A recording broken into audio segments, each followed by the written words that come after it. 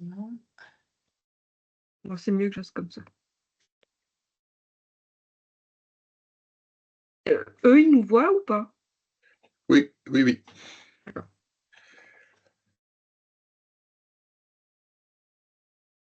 Bonjour à tous.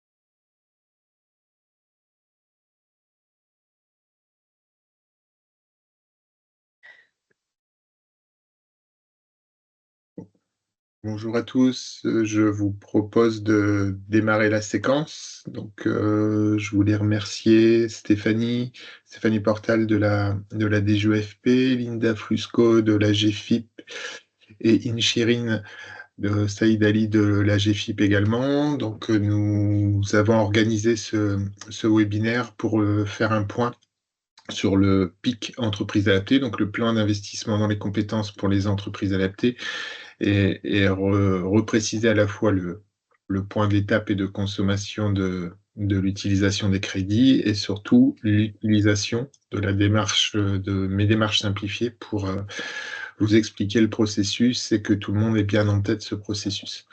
Donc je vais passer la parole et demander à chacun de se présenter. On vous déroulera la présentation et on fera une série de questions-réponses à la fin de la présentation générale. Donc laissez-nous présenter tranquillement et vous aurez la possibilité de lever la main à l'issue de la séquence pour pouvoir poser vos questions. Donc Stéphanie, je vous passe la parole. Oui, bonjour, Stéphanie Portal. Je travaille à la DGEFP, la Délégation générale pour l'emploi et la formation professionnelle au ministère du Travail. Et j'ai notamment en charge le sujet de la formation des personnes en situation de handicap et notamment le projet, le plan d'investissement dans les compétences pour les EA, le PICEA. Linda. Oui, bonjour, Linda Fusco. Donc, je suis chargée de mission à la direction de la sécurisation des parcours à la GFIP. Je suis en charge de la formation du plan d'action alternance, copiloté État et FIP. Et j'ai été depuis 2019 sur le PICEA. Voilà. Merci, Inchirine. Bonjour à tous, je m'appelle Inchirine Saïd Ali. Je travaille à la GFIP en tant que chargée de mission au sein de l'équipe PICEA. Et avec 2 autres collègues, nous traitons vos demandes et instruisons vos dossiers PICEA.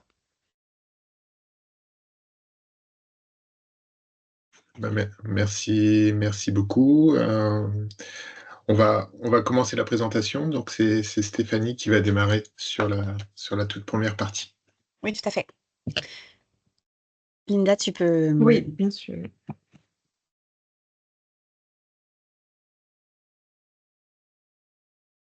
Moi, j'ai rien. Donc, le sommaire.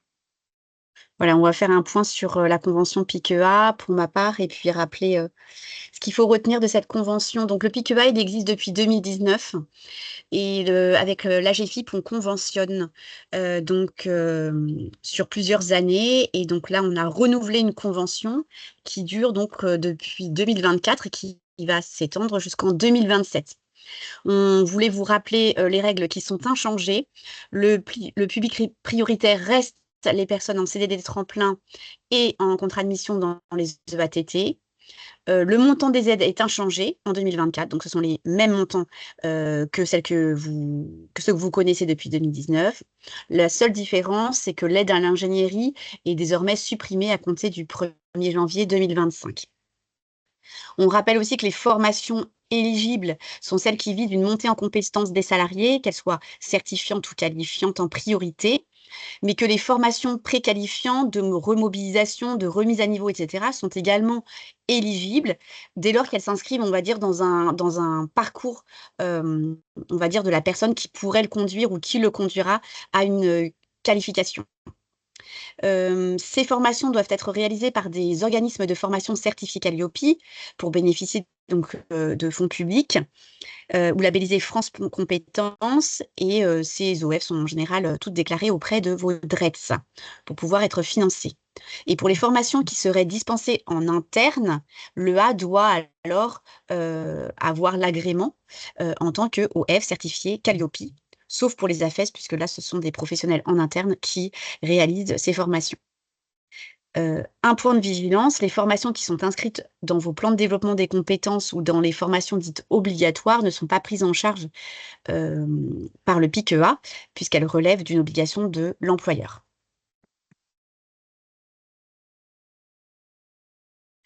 Pour ce qui concerne 2025, donc on a en effet une convention avec l'AGFIP 2024-2025, mais pour des questions budgétaires que vous connaissez aussi bien que moi, avec les différents changements de gouvernement qui ont lieu récemment, nous avons donc des avenants financiers. Et donc pour 2025, cet avenant a été signé là récemment au mois de mai, mais finalement beaucoup plus tôt que celui de l'année dernière qui avait été seulement signé en septembre 2024. Ce qui peut expliquer aussi parfois des retards de traitement de la part de la GFIP. Les règles de financement donc, sont inchangées. L'enveloppe financière pour 2025 s'élève également à 11 millions d'euros. C'est une enveloppe qu'on a réussi à maintenir. Et les dossiers 2025 donc, vont pouvoir être instruits puisque cet avenant a été signé. De votre côté, les demandes vont toujours être réalisées sur des marches simplifiées. Les salariés donc en CDD tremplin et en EATT sont donc prioritaires et ils peuvent être associés à d'autres salariés en situation de handicap qu'on a appelés les salariés socles, dès lors qu'ils sont répartis, on va dire, de façon équitable dans la même formation. Voilà, des chiffres clés pour vous donner un peu un ordre d'idée. Nous en sommes maintenant à près de 10 000 personnes formées depuis 2019 au sein de vos entreprises adaptées, ce qui est un très bon chiffre. Nous avons eu des demandes qui ont vraiment été amplifiées à partir de 2021, au moment où en fait toutes les EA se sont appropriées aussi ce dispositif, et vraiment il y a eu énormément de demandes jusqu'en 2023. Ensuite, c'est vrai que le changement de convention, les avenants financiers qui ont été tardifs ont fait un peu effet ralentisseur, ce qui est un peu dommage, mais c'est tout à fait compréhensible de votre part. En tout cas, les montants qui ont été engagés jusqu'à maintenant représentent plus de 30 millions d'euros, avec 23 millions sur l'aide à la formation et 5 millions sur l'aide à la rémunération. Et donc, comme je vous le disais, la convention 2024-2025, on est donc avec un avenant qui est de 11 millions d'euros. Et vous avez aussi une répartition des formations qui ont été validées. Et donc, vous voyez que pour 80% d'entre elles, ça vise donc ça a une visée professionnalisante, voire certifiante et diplômante. Et puis, il y a un 20% qui est plutôt, qui relève plutôt de la formation d'insertion sociale et professionnelle, donc plutôt préqualifiante ou de remise à niveau, de remobilisation. Voilà, je vais laisser la parole à la GFIP concernant les démarches qui vous intéressent. Alors, on va parler d'abord du calendrier. Voici les dates à retenir pour déposer vos demandes. Pour les actions engagées en 2024, vous avez jusqu'au 30 juin 2025 pour effectuer le dépôt. Et pour celles engagées en 2025, la date limite est le 30 mars 2026. Attention au délai aussi de paiement associé qui s'arrête 3 mois plus tard.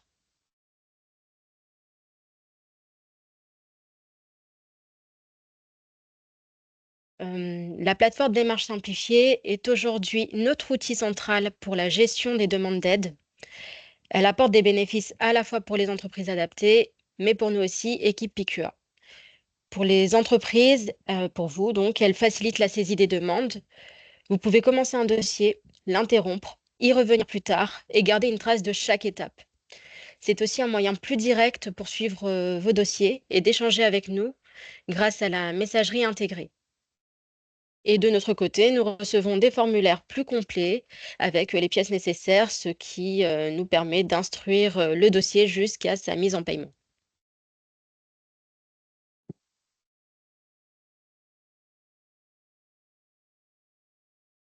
Pour accéder aux démarches en ligne, une page dédiée est disponible sur le site de la GFIP. Le lien est indiqué sur la slide. Et une fois sur la page de la démarche choisie, vous pourrez alors soit créer un compte, soit vous connecter si vous avez déjà un compte existant. À noter que l'identification via France Connect est également possible. Et pour éviter les problèmes d'affichage, nous vous recommandons d'utiliser les navigateurs Firefox ou Chrome, qui sont les navigateurs les plus compatibles avec la plateforme.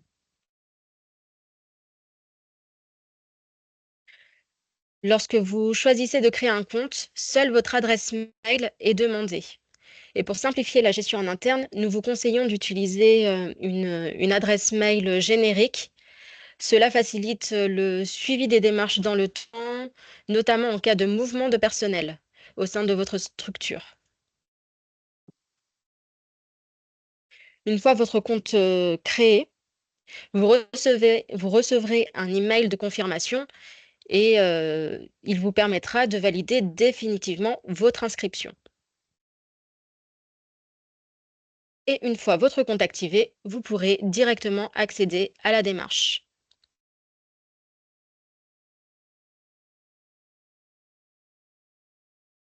La slide d'avant.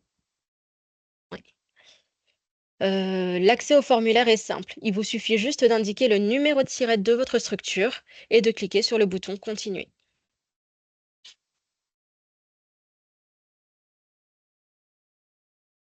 Pendant toute la durée de la saisie du formulaire, le dossier va rester à l'état brouillon. Vous pouvez quitter la page à tout moment, revenir plus tard pour poursuivre votre saisie. Le brouillon est enregistré automatiquement à mesure que vous saisissez les champs. Et ensuite, un mail automatique vous est envoyé pour confirmer que votre demande est bien en cours de rédaction.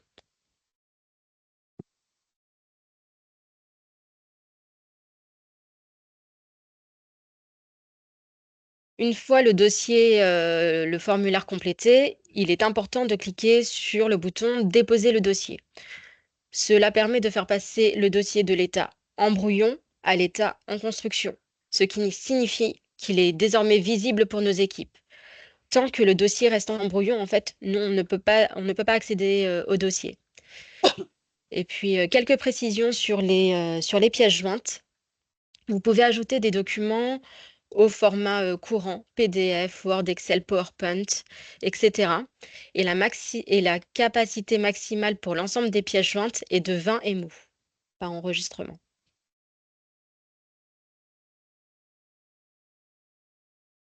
Une fois le dossier déposé, un message de confirmation s'affiche à l'écran pour vous indiquer que le dépôt a bien été pris en compte et vous recevez en parallèle un mail de confirmation. Et si vous souhaitez déposer une autre demande, vous avez un lien qui est proposé en bas de page, déposer un autre dossier.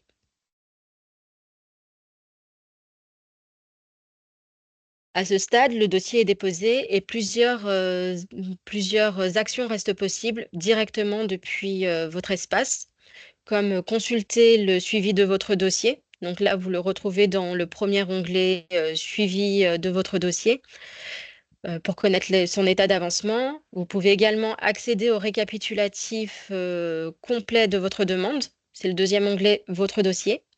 Et vous avez également la possibilité d'échanger avec les instructeurs, donc notre équipe, via la messagerie intégrée. Vous pouvez également inviter une autre personne à venir modifier votre dossier si besoin, ou le modifier tout simplement. Vous avez la possibilité de télécharger en PDF votre dossier et d'obtenir une attestation une attestation de dépôt de dossier.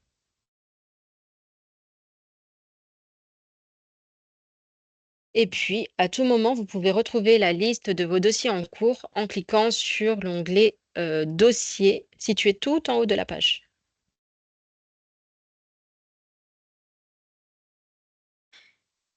Alors voilà une slide sur les statuts parce qu'elle questionne pas mal d'entre vous. Sur démarche simplifiée, chaque dossier suit une progression différente selon les statuts. Ces statuts permettent de suivre son avancée étape par étape. On commence par le statut brouillon. Cela signifie que vous avez commencé une démarche, mais vous ne l'avez pas encore déposée. Ensuite vient le statut en construction. En construction, le dossier qui est en brouillon a été déposé, mais reste modifiable tant qu'il n'a pas été pris en charge par l'instructeur. Entre-temps, l'instructeur peut demander des modifications et le statut passe alors en construction à corriger. Ce statut est temporaire et tant que vous n'avez pas apporté les corrections demandées, le traitement du dossier est suspendu. Une fois les corrections effectuées, le statut passe à dossier corrigé. On verra ça dans la slide suivante. Il est alors pris en charge par l'instructeur, donc par nous qui repassons donc le dossier en instruction. Et à partir de là, vous ne pouvez plus modifier le dossier, mais il peut toujours être consulté. Et enfin, le dossier reçoit un statut final qui est accepté, refusé ou classé sans suite.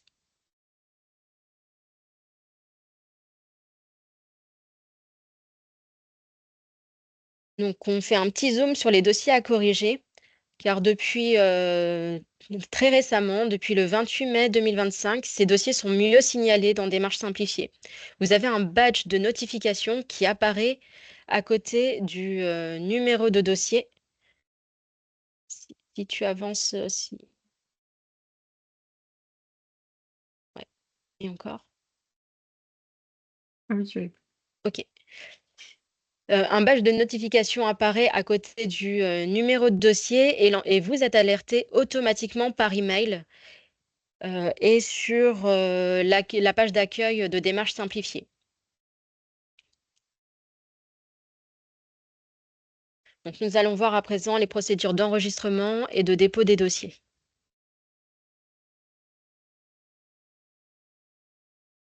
Donc, la première étape incontournable, c'est l'enregistrement de votre entreprise adaptée sur la plateforme. Cette démarche n'est à faire qu'une seule fois.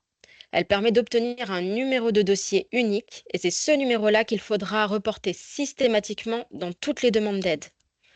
Pour que l'enregistrement soit complet, certaines pièces sont attendues. On attend le RIB de l'entreprise et les conditions générales complétées et signées. Et dans certains cas, nous n'avons pas connaissance de l'habilitation de votre entreprise.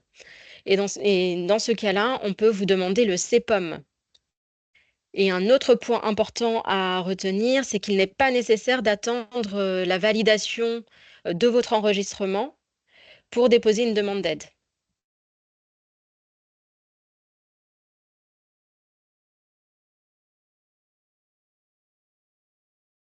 Donc, sur la démarche aide à la formation et à la rémunération, le point de vigilance, c'est bien dans la première partie du formulaire.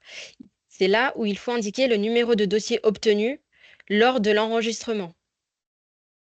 Ensuite, pour que le dossier soit validé, vous devez obligatoirement joindre le devis de l'organisme de formation ou la convention signée. L'absence de ces éléments entraîne automatiquement un blocage de l'instruction, donc pensez à les joindre dès le dépôt. Vous avez également la possibilité de joindre une facture d'acompte. Et attention, si nous, on n'a pas de facture d'acompte, on ne peut pas verser d'acompte. Donc, il faut bien y penser. Pour le versement de l'aide, il faudra nous fournir la facture acquittée. Et selon les cas, on peut aussi vous demander une feuille d'émargement. Et enfin, il faudra saisir l'attestation de service fait qui, elle, devra être transmise via la démarche numéro 55063.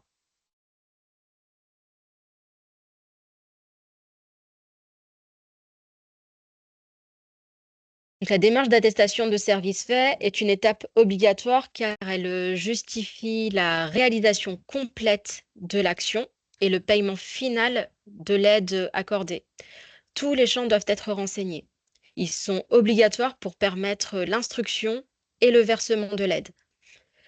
L'attestation de service fait est structurée en plusieurs parties. Vous avez l'identification du représentant légal et de l'aide sollicitée, les données sur la formation, donc l'intitulé, la durée et les dates de formation, les informations sur les salariés concernés et puis le financement des aides demandées. Sans attestation de service fait, on ne peut faire aucun paiement.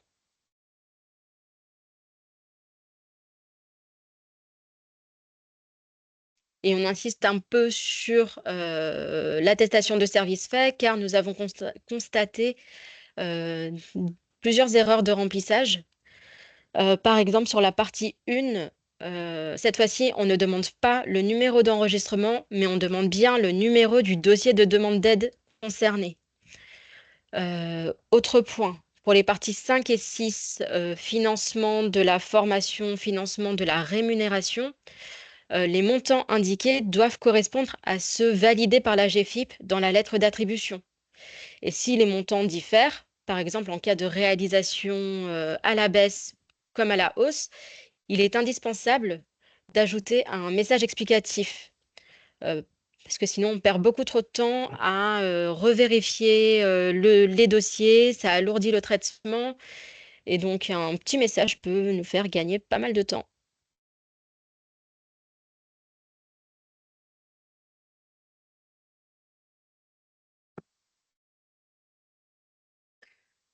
Su- Sur les données obligatoires Agora, alors Agora, c'est une plateforme d'échange de données sur la formation.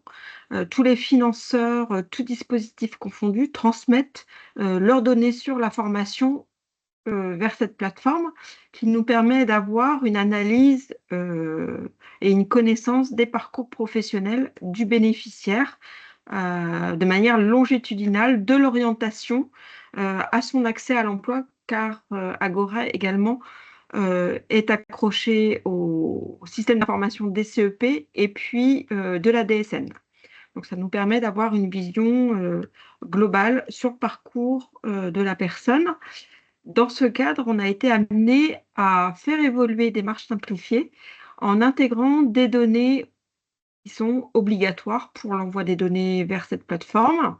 Donc, ce slide présente un certain nombre de données qui sont obligatoires et sur lesquelles on va insister dans nos échanges avec vous quand vous saisissez les dossiers et également l'attestation de service fait. Donc, vous avez peut-être déjà vu ces différentes données à renseigner. Je ne vais pas toutes les lister, mais par exemple, vous allez avoir le NIR, à chaque fois le type de contractualisation, les dates d'entrée effective en formation et les dates de sortie, la prise en charge du salaire prévisionnel et effectif, l'adresse du salarié. Donc ça, c'est un nouveau champ qui est obligatoire. On va vous demander le niveau de certification obtenu à la fin de la formation, le montant prévisionnel à la fois hors taxe, TTC, à la fois prévisionnel et effectif, des renseignements sur les modalités pédagogiques de formation. Et ce qui est nouveau aussi, c'est les motifs de sortie de formation avec des champs obligatoires. Voilà.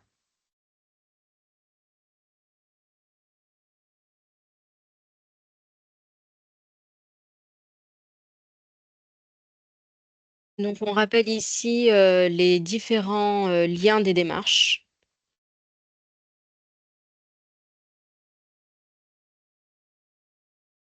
Je ne vais pas citer.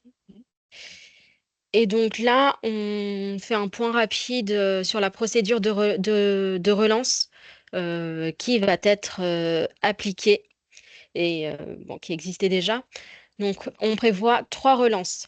Une première relance qui intervient 21 jours après l'envoi d'un premier message via la messagerie démarche simplifiée. Une deuxième relance qui intervient après cette première relance. Et puis la troisième relance 21 jours plus tard par lettre recommandée, incluant une possible clôture de votre demande si aucune réponse n'est apportée. Cette procédure concerne aussi bien l'instruction des aides que leur paiement.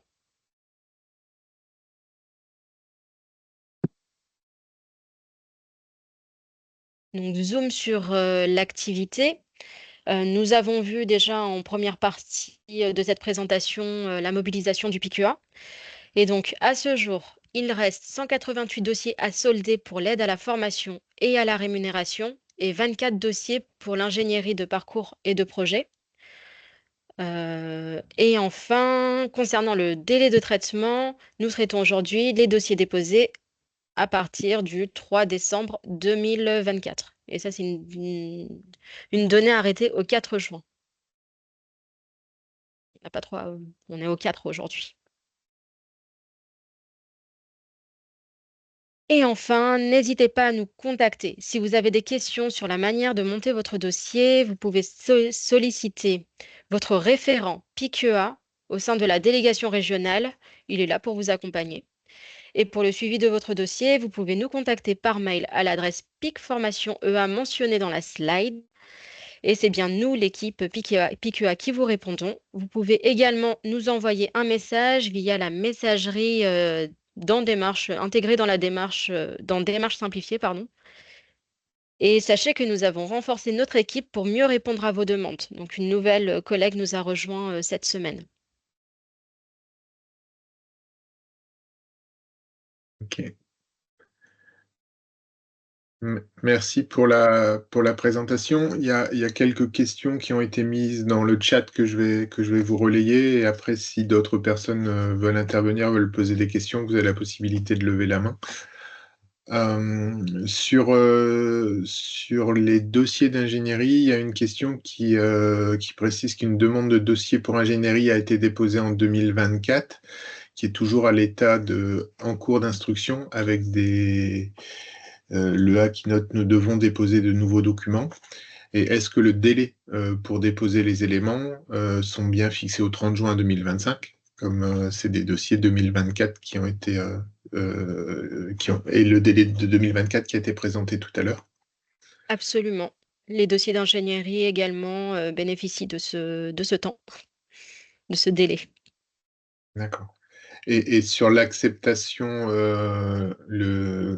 quand l'EA va savoir que le dossier est accepté,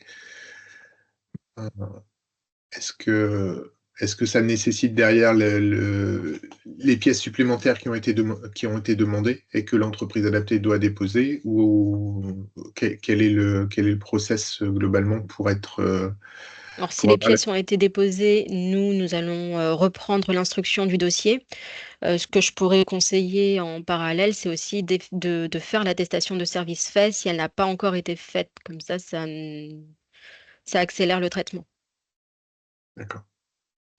Et justement, il y avait une question Oui, là-dessus derrière sur l'attestation de service fait, c'est est-ce qu'on peut saisir l'attestation de service fait sans que le dossier n'ait été accordé?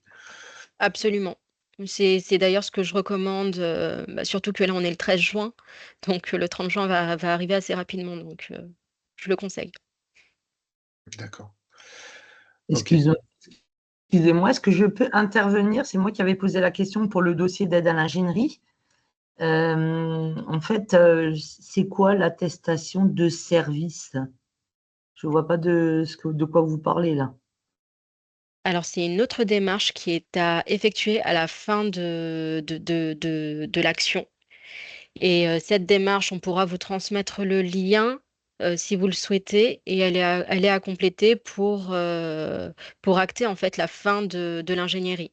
Et pour nous, D'accord, pour débloquer ensuite le financement. ok.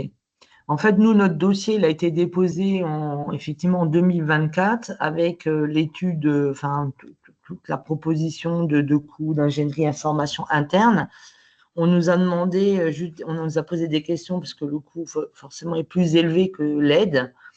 Et là, comme on a revu, on a calculé tous les coûts par rapport aux personnes, aux salaires, bon, peu importe. Là, je vais déposer le dossier, mais est-ce qu'il faut compléter avec les fiches de salaire ou ça se fait après ça? C'est ça mon questionnement. Dans l'ingénierie, on ne demande pas les fiches de salaire. D'accord. Si vous le souhaitez, envoyez-moi un message dans Démarche simplifiée, puis on reprend contact, il n'y a pas de souci, on pourra voir ça ensemble. Ok, très bien. En fait, c'est ma collègue qui est en lien avec vous. Moi, je suis chef de projet qui fait le lien de coûts, de tout ça, mais on n'avait pas trop de réponses. C'est pour ça que D'accord. je pose la question maintenant. C'était un peu compliqué. Je pense que c'était un peu surbooké. On n'avait pas trop de réponses par rapport aux mails qu'on envoyait, donc l'idée, c'était justement ok. voilà, de poser les questions pour qu'on soit, Mhm, voilà, savoir comment procéder. C'est pas toujours simple, je vous avoue. bien sûr. Ben, on va redéposer le dossier. Je sais que ma collègue vous a demandé de réouvrir le dossier pour qu'on puisse remettre des D'accord. nouvelles pièces. Ok. Et puis on va vous redéposer tout ça et après, bon, on pourra communiquer. Parce qu'en fait, la communication, c'est par mail alors, avec vous. Par Par mail téléphone ou aussi. par téléphone également, ou sur démarche simplifiée. Et le téléphone, c'est quoi alors? Parce que moi, j'ai jamais réussi à vous joindre. Je suis désolée, hein, je suis un peu intrusive, mais j'ai jamais réussi à vous contacter par téléphone. Alors, vous pouvez peut-être Alors, me c'est un communiquer. standard en fait, c'est un standard qu'on a et en principe, si vous demandez à parler à l'équipe PQA, ils peuvent vous transférer à nous. Mais si je peux me permettre, le numéro 0800, c'est une plateforme téléphonique. Si vous avez des questions par rapport à un dossier que vous avez déposé, le mieux, c'est la messagerie instantanée dans Mm. démarche simplifiée, le mail général PIQA. Voilà, parce que sinon, la plateforme téléphonique, ça peut vous renvoyer, c'est comme toute plateforme téléphonique, ça peut vous renvoyer auprès de l'ADR, délégation régionale de la Aussi. GFIP, Mhm. qui n'instruit pas les dossiers. Donc, vaut mieux voir en priorité la messagerie DS, démarche simplifiée, et Mhm. le mail générique. Oui, mais après, vous voyez, parfois de communiquer directement par téléphone, c'est beaucoup plus simple d'expliquer à l'oral et de faire un point, parce que le mail, c'est des échanges de ci, de là, et puis en fin de compte, on tourne en rond, quoi. Oui, après, si Donc, vous nous proposez un échange téléphonique, vous nous envoyez un mail et puis on peut prendre rendez-vous, il n'y a pas de souci. d'accord, Mm. ok. Très Bonjour, bien. excusez-moi, j'ai levé la main. Est-ce qu'il sera possible d'avoir la présentation par mail que vous venez de faire, Oui, s'il vous plaît? Oui, tout à fait. Le but, c'était de vous dérouler un peu, parce que ça a été une demande importante, d'avoir un peu une actualisation et un retour sur comment on peut déposer et quels sont les différents statuts, parce qu'on sait qu'il y a des EA qui étaient un peu perdus, et puis surtout D'accord. parce qu'il y a des nouveaux arrivants dans les EA, etc. Mais en effet, l'UNEA va vous transmettre la présentation pour que vous puissiez aller exactement dans la fiche qui vous aidera. Oui, alors est-ce qu'il serait possible de l'avoir très rapidement pour qu'on puisse communiquer auprès de nos EA? Parce que moi, je fais partie du Oui, siège et tout à c'est vrai fait. que nos EA n'ont pas été invités.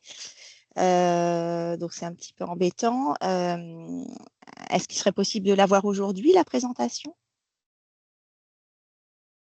Si c'est Oui, possible. Oui, il y a pas de sujet là-dessus, oui. oui, D'accord, très bien, on la très bien. diffusera dans l'après-midi, il n'y a pas de difficulté. D'accord. Alors moi, j'ai quelqu'un qui m'a écrit pour m'envoyer comment dire, le lien de participation. C'est quelqu'un de l'UNEA. Alors c'est un no reply. Est-ce que c'est cette personne-là ou euh, Non, ça sera ma collègue Véronique Fricou qui vous enverra les éléments. Le no reply, c'est simplement parfait. parce que vous êtes inscrit sur la Oui, plateforme. oui, oui. D'accord. C'est Madame Fricou. Ok, très bien. Je vous remercie. Je me permets de poser une petite question à mon tour. Excusez-moi. J'aimerais savoir si nous sommes toujours dans la limitation du coût horaire de la formation à 25 € de l'heure auprès du centre de formation, ce qui avait été initié il y a quelques années déjà. Est-ce que nous sommes toujours dans ce cas de figure?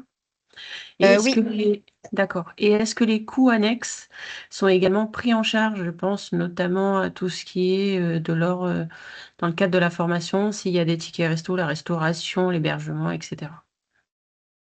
Alors en fait, ça s'est rappelé même, il y a aussi également sur le site de la GFIP une FAQ, hein, une foire aux questions, qui est disponible. En fait, les coûts sont inchangés, hein, depuis le départ, en effet, et 25 €, ça comprend en fait, l'ensemble des frais. Avec la restauration inclus. C'est bien Oui, ça. Très bien. tout à fait. Merci beaucoup.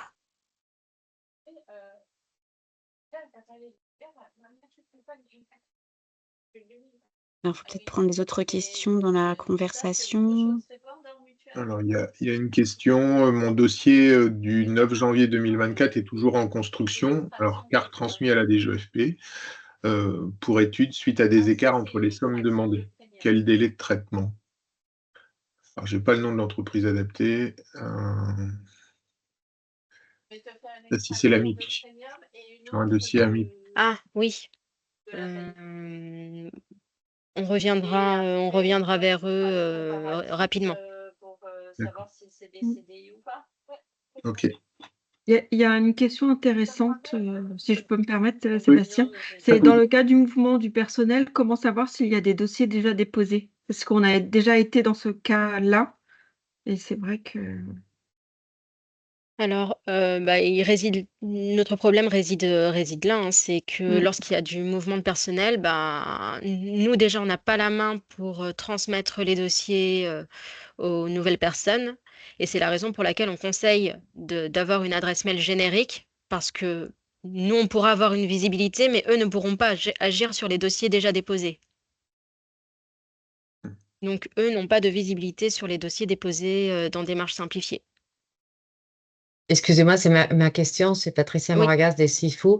Mais du coup, est-ce que par le numéro de SIRET, on peut récupérer quelques dossiers ou il y a une façon de Alors, récupérer nous, cette on pourra information? vous envoyer les attestations de dépôt, pourquoi pas le formulaire, mais ensuite, vous n'aurez pas tout le suivi qu'a une entreprise qui aurait déposé son dossier et qui reçoit les notifications. Vous n'aurez pas les notifications. C'est pour ça qu'il est préférable d'utiliser une adresse mail générique pour éviter de perdre tout l'avantage de démarche simplifiée.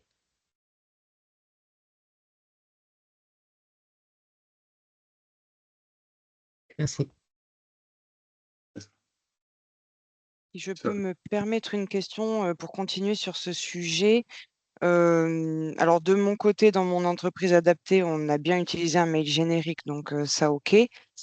Par contre, est-ce qu'il serait peut-être envisageable de faire apparaître le nom et le prénom du salarié concerné dans le petit bandeau du dossier? En fait, moi, je suis arrivée dans l'entreprise il y a peu et je m'amuse à ouvrir tous les dossiers pour savoir quel dossier correspond à quel salarié. Malheureusement, ça c'est à la main de démarche simplifiée. On peut proposer des évolutions, mais nous, on n'a pas la main dessus. Je pense que ça faciliterait la vie de pas mal de personnes Oui. si on pouvait proposer cette évolution, en tout cas. D'accord. Merci.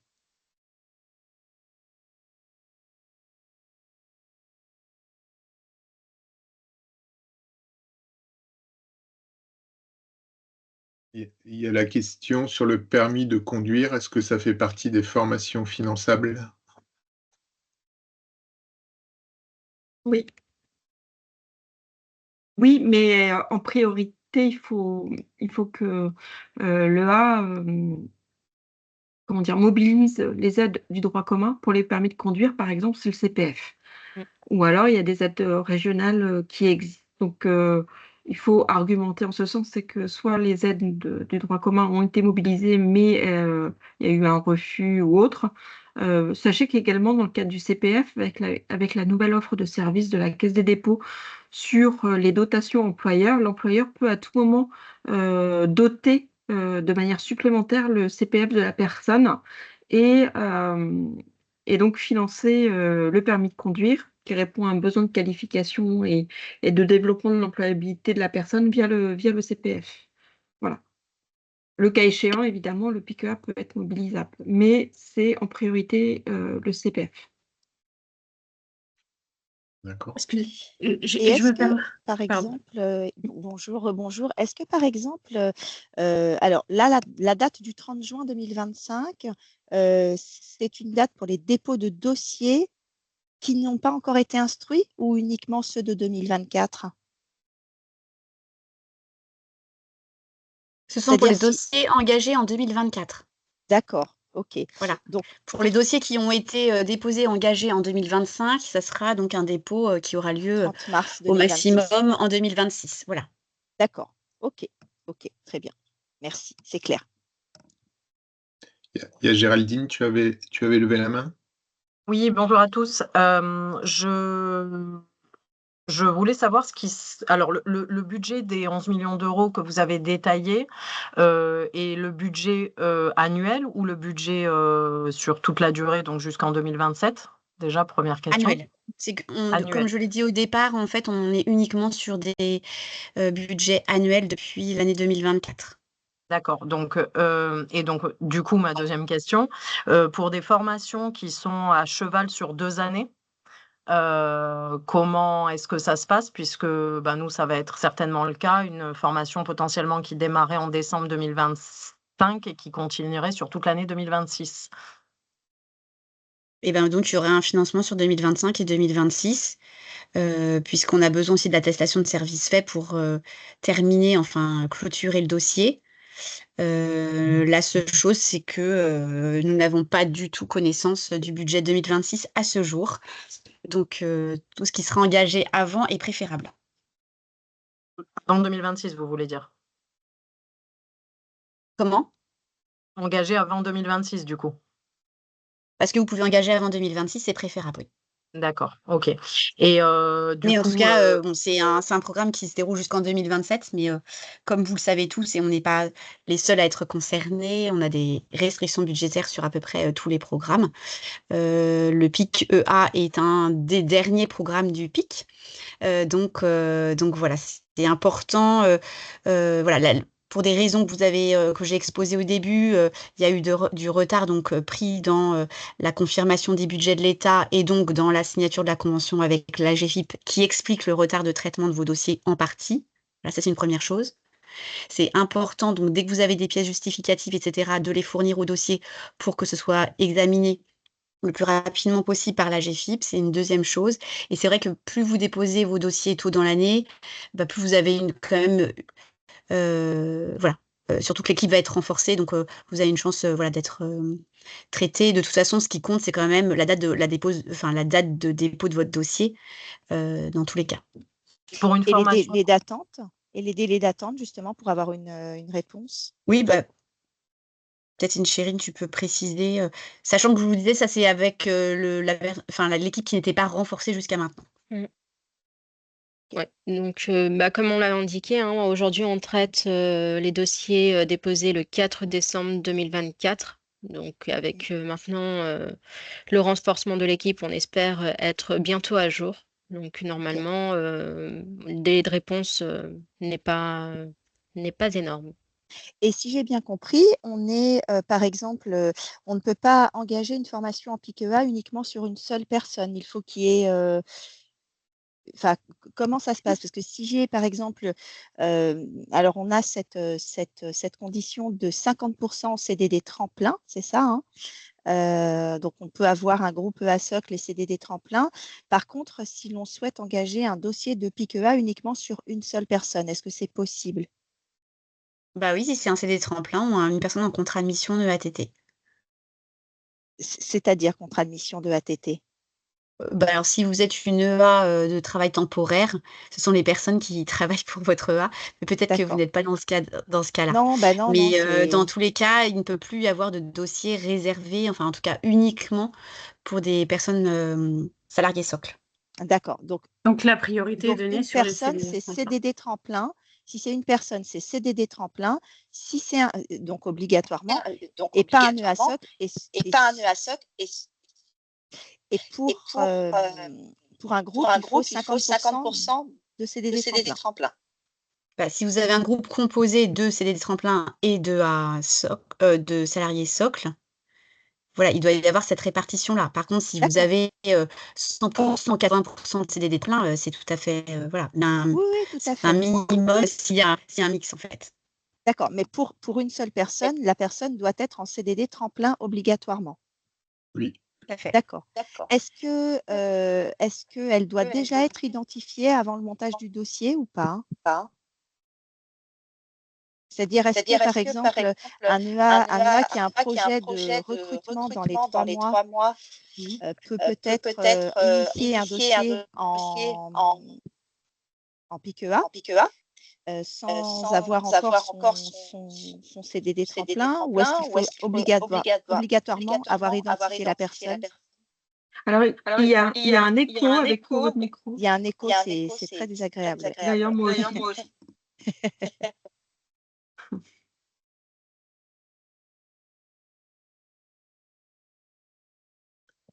Je vous entends. En tout cas, si la personne n'est pas identifiée au départ, et si elle n'est pas encore recrutée, il est, à mon avis,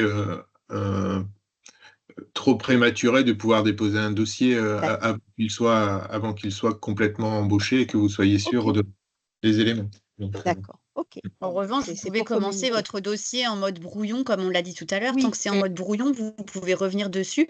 Et ensuite, dès que vous avez le nom de la personne, vous pouvez le mettre, passer en mode construction. Et du coup, ça est transmis à la. Oui, c'est ce qui C'est une permettrait de faire possibilité pour gagner du du temps. Tout à fait. Tout à fait. D'accord. Il y a encore quelques personnes qui ont levé la main. Alicia? Oui, bonjour. J'avais écrit dans le chat, mais je le dis à voix haute. J'avais une question deux questions. La première, c'est pourquoi on a plusieurs numéros de dossier en fait. Pour un même dossier, souvent on a 3 numéros. Un quand on dépose le dossier, un autre est généré quand on fait l'attestation de service fait. Et après, on a un autre numéro quand il y a eu le remboursement, qui commence par DH souvent. Et des fois, on s'y perd un peu. Alors, concernant démarche simplifiée, vous avez plusieurs numéros de dossier parce que vous faites l'enregistrement, donc ça a un numéro de dossier. Vous déposez un ou plusieurs dossiers pour les demandes d'aide, donc vous avez plusieurs numéros de dossier différents. Et pour l'attestation de service fait, vous avez également un autre numéro de dossier différent parce que vous êtes sur une autre démarche. Ensuite, en ce qui concerne DH, en fait, c'est notre outil de paiement qui génère ces numéros-là. Et ces numéros, vous pouvez les retrouver dans la lettre d'attribution. Ok. Et j'ai une autre. Oui, pardon, allez-y. C'est sur une autre question, sur un autre sujet. C'est concernant les frais annexes. Tout à l'heure, vous disiez qu'il y avait une prise en charge possible, donc qui rentrait dans les 25 euros, donc 25 euros TTC. Ma question, c'est comment on le fait apparaître en fait. Est-ce qu'il faut que ça faut que ça apparaisse dans la convention? Comment on peut le Pas justifier? nécessairement. L'idéal, c'est soit de nous envoyer une pièce justificative, soit de nous envoyer un message pour nous informer. Parce que nous, on regardera en fait le devis et on verra que le devis et le montant que vous demandez n'est pas manque de cohérence. Du coup, juste un message ou bien le justificatif de la pièce. D'accord, donc si le devis de la formation est moins que 25 euros, mais qu'on demande 25 parce qu'il y a des frais annexes, ça marche quoi. D'accord. Okay. Merci. Anita?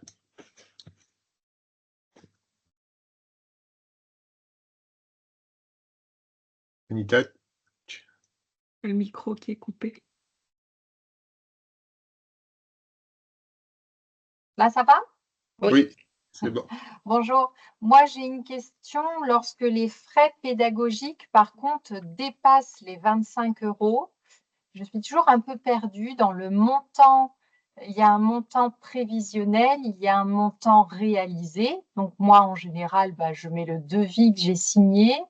Et alors, je ne sais pas si je fais une erreur, mais j'ai l'impression qu'en fait, vous demandez de mettre un montant avec les 25 euros. Est-ce que c'est ça ou est-ce que je me trompe?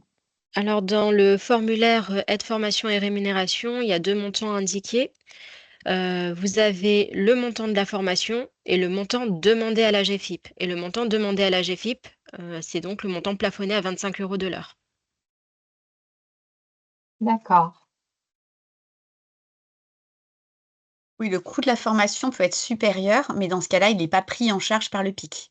Le PIC-EA, voilà, il y a des montants qui sont plafonnés, mais en tout cas, ça peut être des montants en effet différents. Ouais. Donc, si c'est supérieur, on met la pièce jointe avec le montant supérieur, mais on fait son calcul avec 25 euros. Bah, de à la toute demande. façon, le Ouais. calcul ne pourra pas être autrement du Oui, oui, côté de la oui. GFIP. Oui, Ouais. oui. Je me permets une question concernant le délai justement pour l'accord de financement. Si j'ai un dossier que je dépose en juin pour une formation qui démarre en octobre, est-ce que vous pensez pouvoir apporter une réponse ou est-ce qu'on peut commencer sans avoir la réponse? Comment ça se passe à ce niveau-là?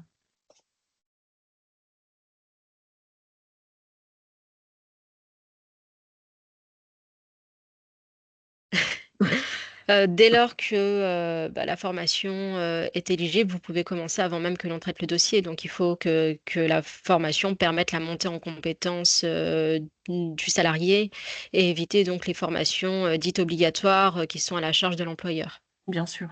Il y a très peu de refus, hein, Mm. quasiment aucun. Et au Quand- niveau du délai de traitement, en fait, c'était là ma question. Est-ce que vous pensez pouvoir nous répondre dans ce délai des 3 à 4 mois pour un démarrage efficace du candidat au mois d'octobre? Si le dossier est complet, si Alors toute là la est toute la c'est question, là. c'est qu'aujourd'hui, nous avons un stock de dossiers non traités. Nous avons renforcé l'équipe, donc on espère d'ici la fin de l'été pouvoir être à jour de nos dossiers. Donc, il n'y a pas encore de garantie pour pouvoir réellement réaliser la formation sur le mois d'octobre. Mais néanmoins, est-ce que vous nous conseillez de quand même lancer la formation et d'attendre le financement par la suite? Alors oui, étant donné qu'on intervient en remboursement de la formation, c'est possible. Et dans ce cas de figure, est-ce que on doit quand même au moins attendre un document de votre part ou c'est quelque chose qu'on peut lancer de notre côté en toute initiative? Vous pouvez lancer de votre côté. Normalement, il n'y a pas de document attendu de notre côté, donc il n'y a pas de souci. Oui, les formations sont vraiment à la main des EA et doivent être engagées au niveau des EA. Il n'y a pas de feu vert à donner de notre part, puisqu'il y a beaucoup d'EA même qui déposent après la date, enfin, la formation est déjà en cours de réalisation. Hein, ça se fait déjà comme ça. La seule chose qu'on l'a dit tout à l'heure, si certaines EA souhaitent un acompte, n'hésitez pas à le demander dès le départ. Ça, c'est une possibilité. En effet, l'équipe va être renforcée. Et puis, j'ai oublié ce que je voulais dire, mais c'est pas grave. Ça va me revenir. L'acompte, vous pensez qu'il peut arriver en anticipation suffisamment tôt avant la décision? Non, il faut forcément une décision finale pour le dossier avant de donner un accord ou un versement d'acompte. C'est pas.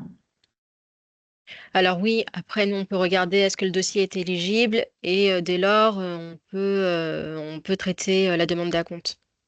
Donc, on peut déposer le dossier, envisager un démarrage pour le mois d'octobre et quand même avoir une évaluation sur l'éligibilité du projet et demander cet acompte en question. Oui, en fait, alors parfois, on essaye de cibler un petit peu les dossiers où il y a des demandes d'acompte et on essaye de vérifier par rapport à la date de démarrage si possibilité d'y répondre par anticipation. Très bien. Donc, il faut bien stipuler par message, probablement, je pense, Oui, l'urgence et le c'est démarrage de la formation toujours conseillé. et la demande d'acompte également. Ok, très bien, merci. Oui, ça vaut le coup de personnaliser en tout cas votre dépôt si vous le pouvez. Et j'ai retrouvé ce que je voulais dire, c'est qu'en fait, on aura aussi une vigilance particulière par rapport aux EATT, puisqu'on sait qu'il y a eu un bug au niveau de l'OPCO qui justement complétait dès lors qu'il y avait des coûts de formation supérieurs au plafond du PICEA. Donc, en effet, on aura une vigilance, une priorité en tout cas aux dossiers de EATT qui ont été un peu en souffrance ces derniers temps. Du coup, j'ai une dernière question, pardon, pour avoir déjà l'expérience passée et subie sur les années précédentes. Il faudra attendre donc sur 2026 pour les formations 2026 que la convention soit signée pour que les budgets soient débloqués et les dossiers instruits. Est-ce qu'on a une idée de la périodicité à laquelle va être signée cette convention? Est-ce que ce sera comme cette année? Est-ce que ce sera comme l'année précédente en septembre? Enfin, combien de temps on doit faire l'avance de trésorerie pour l'OF, quoi?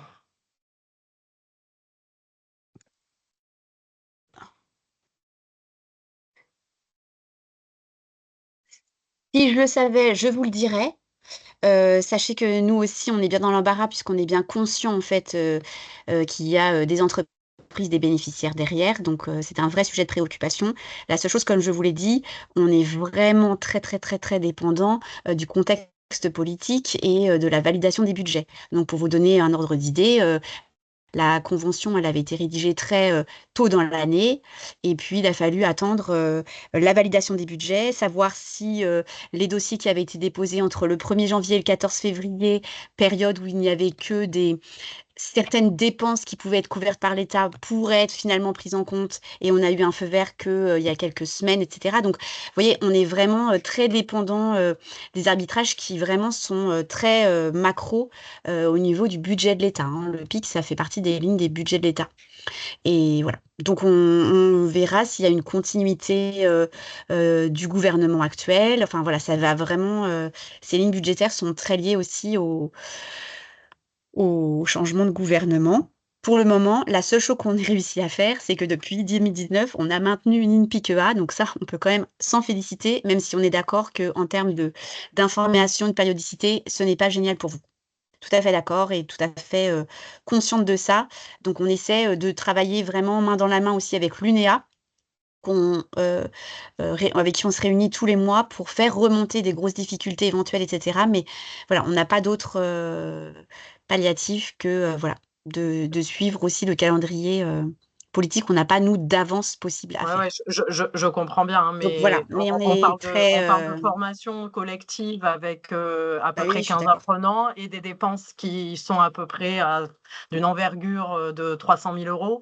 Donc autant vous dire que l'avance de trésorerie, elle est pas jouable non plus, et encore moins, j'imagine, à plus petite échelle pour les petits aussi. Donc est-ce que indirectement, ces délais ne sont pas la mort du PIQA?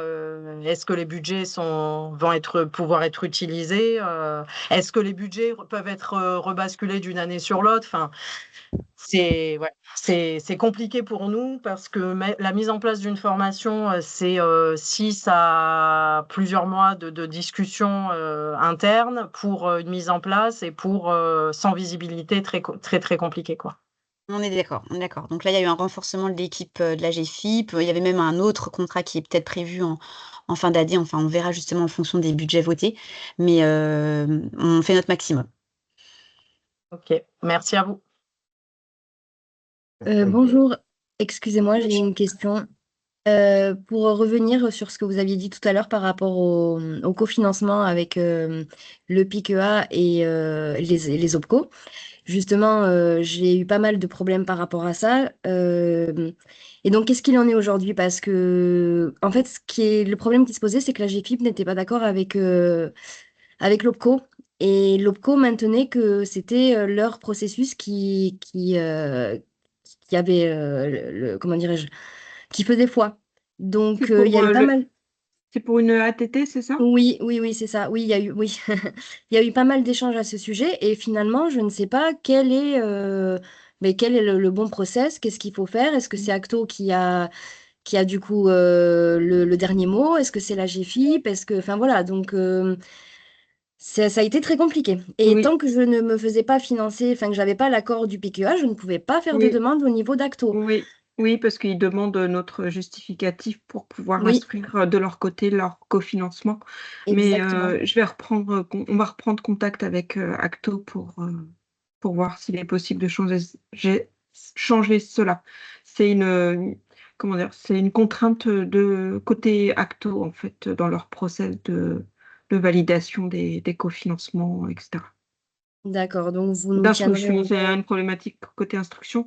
Donc du coup, jusqu'à présent, on était obligé pour mobiliser ce cofinancement de faire, comment dire, de s'accoler à leur process. Mais Ouais. on va essayer de revoir. Mais c'est pas gagné. Enfin, voilà, mais c'est pas gagné. Alors, moi, c'est Mais pas il y a gagné, d'autres EA, ça marche bien avec d'autres EATT. Il n'y mais avait pas de problématique. c'est pas le même OPCO peut-être, les autres Avec EA. Acto, pour les EATT, c'est la branche de travail temporaire, c'est chez Acto, donc c'est pour les mêmes. Voilà. Bah, ok, ben du coup, bon, je vous avouerai que c'est un gros point On va revoir. d'interrogation. Oui. D'accord, On va vous reprendre me tiendrez au contact. courant, enfin, vous nous Oui, tiendrez au courant? Ok, oui. ça marche, merci beaucoup. J'ai une question concernant le montant qui a été alloué depuis 2019, les dossiers qui ont été acceptés. Je vois qu'effectivement, ça correspond à un très gros budget. Est-ce qu'on a une visibilité aussi des dossiers qui ont été rejetés? C'est-à-dire en termes de contenu, le En- pourquoi Oui, ou voilà.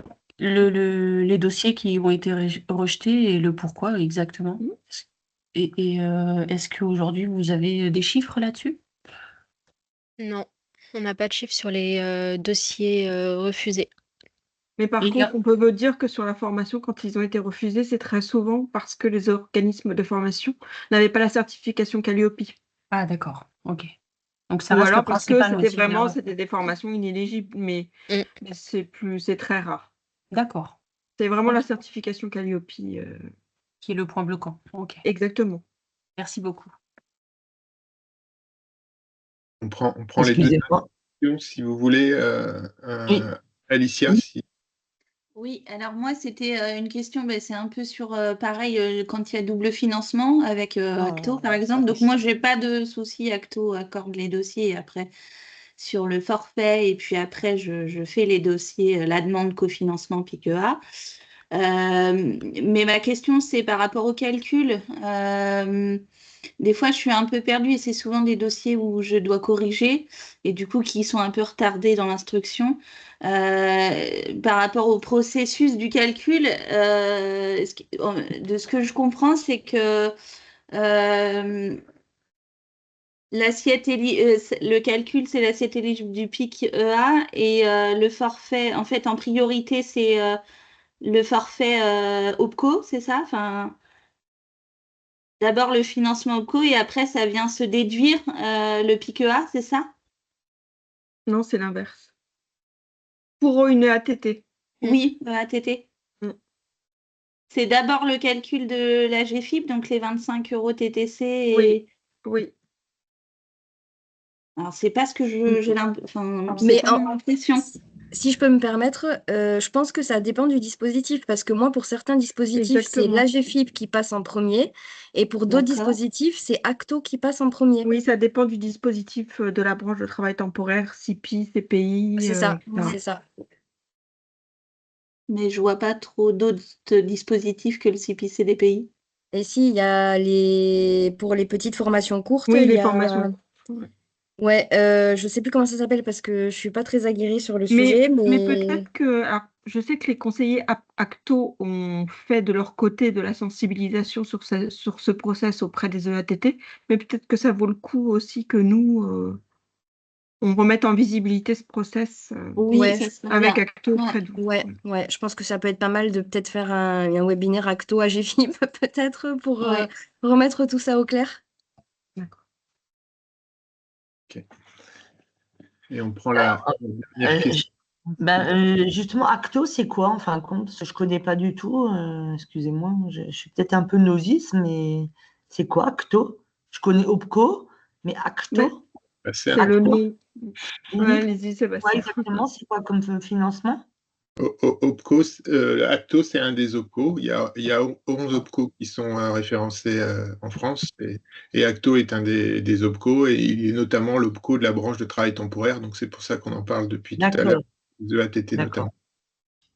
Alors, je suis désolée, hein, j'ai pas tout entendu parce que ça, par moments, ça coupe un petit peu. Je voulais juste comprendre pour être financé pour une formation. Si j'ai bien compris, c'est bien 50% de CDDT et 50% de personnes socles. C'est bien ça. Je suis désolée, hein, je reviens peut-être sur les trucs, mais ça a coupé au moment où vous expliquiez. Donc, du coup, je n'ai pas tout entendu. Donc, c'est bien 50%, 50%. Ça veut dire que quand on met en formation s'il vous plaît, quelqu'un, il vous faut un minimum 50% de CDD tremplin, mais vous pouvez avoir 70%, 80% ou 100% de CDD tremplin. À minima, dans une cohorte de formation, vous devez avoir 50% de CDD tremplin ou de personnes en mission de travail temporaire. ok. Mais c'est là, je trouve, c'est là où je comprends pas trop. Si vous avez que je sais pas, une personne qui n'est pas en formation, il faut que ça soit que CDD tremplin. Oui. Parce que quand vous dites 50%, 50%, c'est si on fait un groupe de formation. C'est Oui. ça. Oui. On est bien d'accord.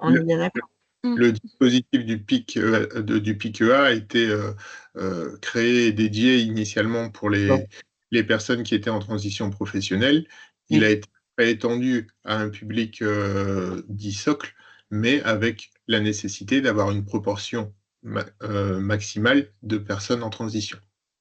D'accord. OK. Et quand vous dites formation éligible, c'est quoi comme formation? C'est que Calliope ou il y a d'autres dispositifs, d'autres choses qui sont importantes quand on dit éligible? Est-ce que c'est également d'autres éléments? C'est tout type de formation, hein, c'est tout type de formation. On l'a vu dans les pourcentages, ça peut être des formations insertion professionnelle, qualifiantes, préqualifiantes, peu importe l'intitulé de la formation. Par contre, il faut que ces formations s'inscrivent dans un objectif de développement de l'employabilité de la personne et de développement des compétences pour qu'elles soient employables dans une autre entreprise classique, même si ce n'est pas ce qu'on va regarder. On ne va pas regarder ce qu'elle devient par la suite. Et la certification Calliope, elle est donnée à un organisme de formation. Donc, ça a un gage aussi de qualité dans la formation qui est dispensée. Donc, ça veut dire que l'organisme doit être certifié Calliope, ça c'est une des règles, si je comprends bien. Oui, et agréé par l'adresse. Agréé par l'adresse, c'est ça? Oui. OK. Très bien. Merci d'avoir répondu. Merci. Merci à vous. Merci à tout le monde. Merci Linda, merci Inchérine pour avoir pris le temps de pouvoir répondre aux questions. Et comme nous l'avons dit tout à l'heure, on enverra donc le support à l'ensemble des participants avant la fin de journée. Merci beaucoup. Merci à vous. Et bon Merci à après-midi. tous. Bon après-midi. Merci, Merci, à bientôt. Au revoir. Au revoir.